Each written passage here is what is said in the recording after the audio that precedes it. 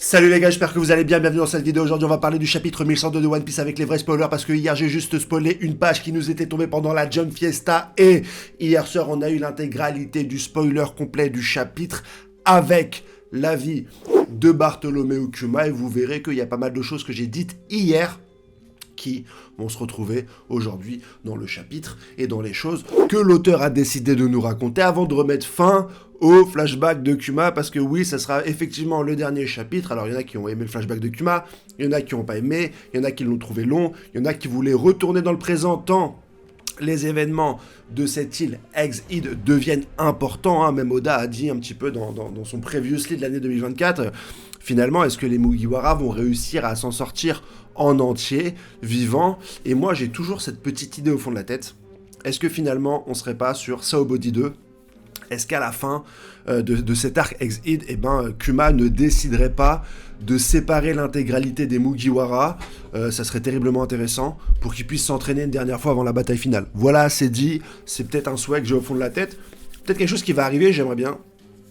Mais on va parler aujourd'hui des choses tangibles que les spoilers nous ont données. En fin de vidéo, je parlerai bien sûr de l'affaire Goji, parce que j'ai fait une réflexion dans ma dernière vidéo et j'aimerais bien clarifier un petit peu les tenants et aboutissants et la compréhension de certains concernant les choses que j'ai dit tout simplement. Mais on va commencer par le chapitre, puisque Kuma va être développé sur 3 aspects qui vont être intéressants pour nous.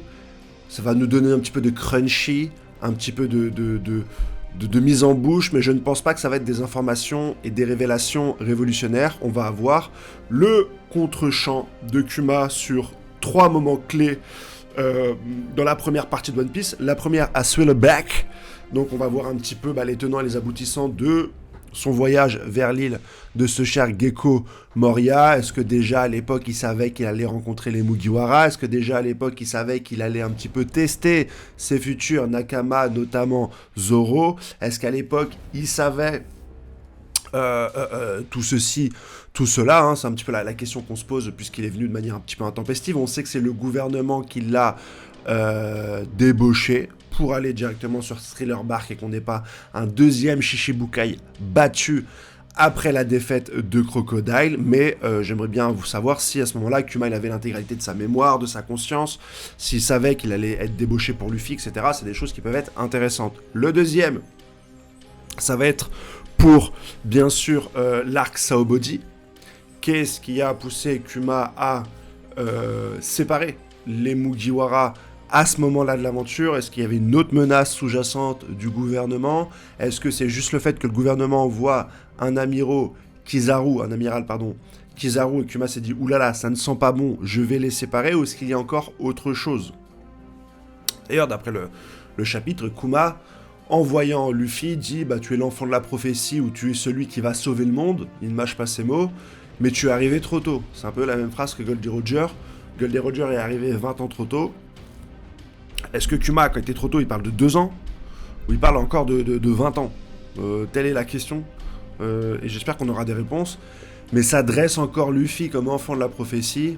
C'est pas ma description préférée en ce qui concerne le héros de ce manga. Désolé, je suis encore malade, donc j'essaye de faire au mieux pour garder la forme et vous narrer un petit peu mon aventure. Mais je vous dis qu'avec la voix, là, ça commence à devenir compliqué.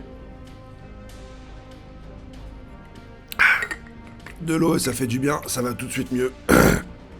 Et la troisième, c'est la guerre au sommet. La guerre au sommet, bien sûr, Kuma a déjà quasiment plus de conscience, mais ça serait peut-être intéressant de voir le point de vue de Kuma sur certaines choses, même si des 3 points, c'est celui qui finalement va m'intéresser le moins.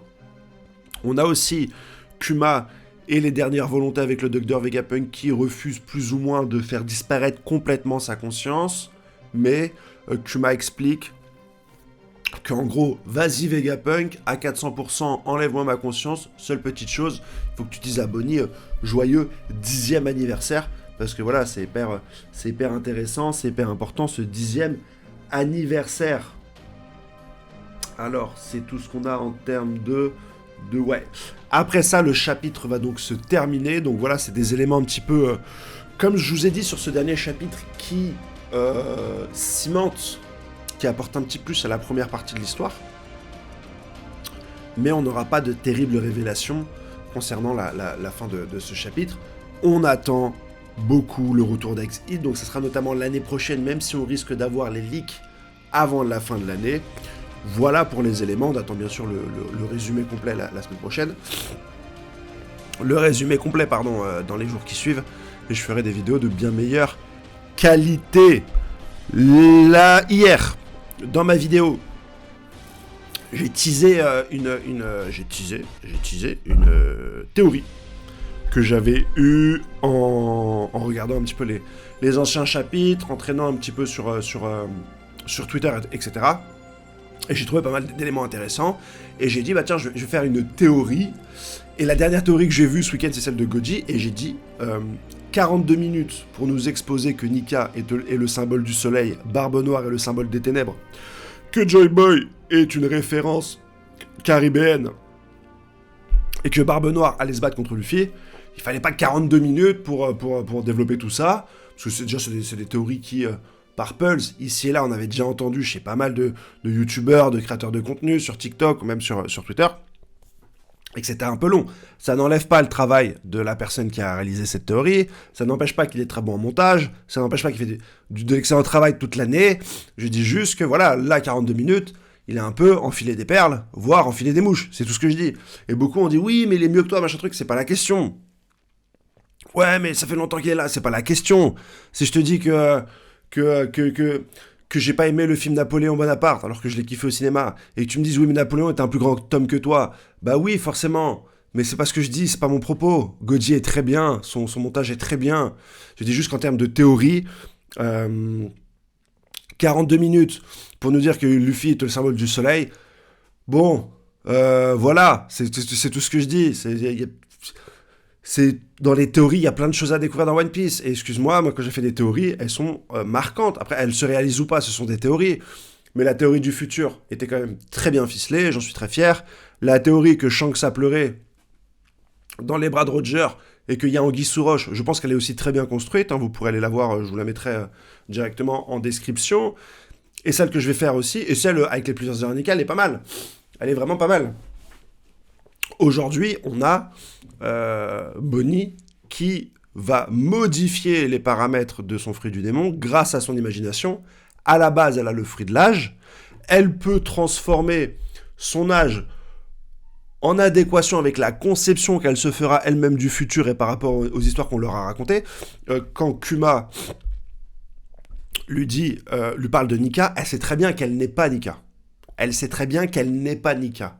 Mais elle va s'imaginer dans un futur où elle serait Nika. Donc, elle fait bien appel à son imagination. C'est pas son pouvoir de fruit du démon. En se vieillissant, elle peut se faire vieillir, son âge. Là, elle s'imagine en tant que super-héros. Et c'est là que l'imagination prend le pas sur le fruit du démon.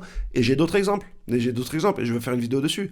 Et c'est bien de le notifier, surtout qu'en début de l'arc, on te dit que le docteur Vegapunk nous explique que les fruits du démon ne sont que la volonté des humains qui veulent se dépasser. Et c'est pas parce que tes youtubeurs préférés ou les autres youtubeurs sont passés à côté de cette information-là qu'elle devient forcément pourrie, etc. Donc c'était cool de le décrire. Mais je n'en veux à personne. Bien sûr que le travail de Goji ou de tous les autres est de qualité. Mais je vends ma popote. Je vends ma prochaine théorie. Je tease mon truc. J'ai regardé, j'ai dit 42 minutes, c'est un peu long, je vais en parler en vidéo, je suis un peu comme ça, je parle directement de ce que je pense. Je devrais avoir plus de freins, forcément. Mais n'allons pas vers une guerre comme ça. Hier, j'ai fait 15 minutes de vidéo où je parle de beaucoup de choses, et les seuls commentaires que j'ai, c'est « Ah, t'as envoyé une balle à Goji !» C'est pas... Je suis pas insulté non plus. Voilà. Bon, je vais aller me soigner. Et vous passez une excellente journée. Allez, ciao, bye bye, je passe au montage et je vous ponds tout ça. Bisous. Abonnez-vous. Ah ouais, j'ai oublié de vous dire, abonnez-vous, c'est important. Ciao.